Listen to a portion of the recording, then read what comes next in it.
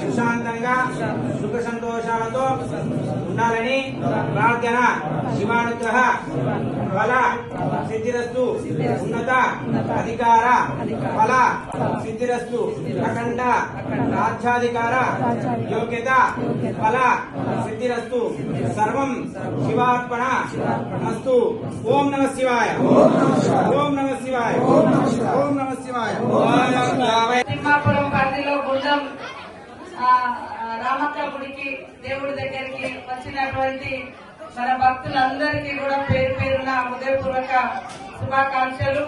మరి అత్యంత పురాతనమైనటువంటి శివుడు ఉన్నటువంటి దేవాలయం, కానీ చాలా రోజులుగా వెనుకబడి ఉన్నటువంటి పరిస్థితి.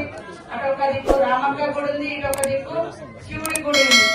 ఇక్కడికి కూడా మరి ఇటు మన కొత్తగూడ, గంగారం, గూడూరు, నర్సంపేట, ఖానాపూర్, నల్లబెల్లి మండల వాస్తవ్యం కూడా వస్తున్నందుకు వాళ్ళందరికీ కూడా భక్తులకు అందరికీ స్వాగతం సుస్వాగతం తెలియజేస్తూ ఆ తల్లుల యొక్క దేవుడి శివుడి యొక్క శివ పార్వతుల యొక్క దీవెనలు మనందరి మీద మీ అందరి మీద ఉండాలని, మీరందరూ సుఖ సంతోషాలతో పాడి పంటలతో సుఖంగా ఉండాలని కోరుకుంటూ మరి ఈసారి భక్తుల కోసం ప్రత్యేకంగా మరి స్నానాల కోసం 25 లక్షలతోటి మెట్ల నిర్మాణం, అదే విధంగా షెడ్ కూడా నిర్మించడం జరిగింది.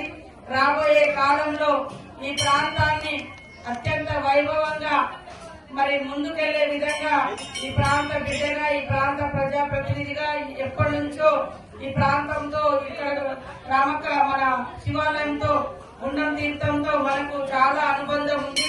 కాబట్టి ఈ యొక్క రోడ్డు కూడా డబల్ రోడ్ అయ్యే విధంగా రాబోయే రోజులలో తొందరలోనే ఇక్కడ నుంచి డైరెక్ట్ గా నల్లబెల్లి మరి ఏదైనా ఇటు మరి ఇటు కొత్తగూడ కూడా కలిసినట్టుగా డబల్ రోడ్ కూడా నిర్మాణం అవుతుంది. ఇట్లా వచ్చి అట్లా పోయేటట్టు, అట్లా వచ్చి ఇట్లా పోయేటట్టు. తర్వాత ఇంకా ఏమేమి పెండింగ్ ఉన్నాయో అవన్నీ చూసుకొని రాబోయే జాతర వరకు ఇంకా మెరుగైన సౌకర్యాలు కల్పిస్తామని తెలియజేస్తూ ఇక్కడికి వచ్చినటువంటి శివపార్వతులు మరియు రామక్క భక్తులందరికీ కూడా హృదయపూర్వక స్వాగతం సుస్వాగతం. నమస్కారం.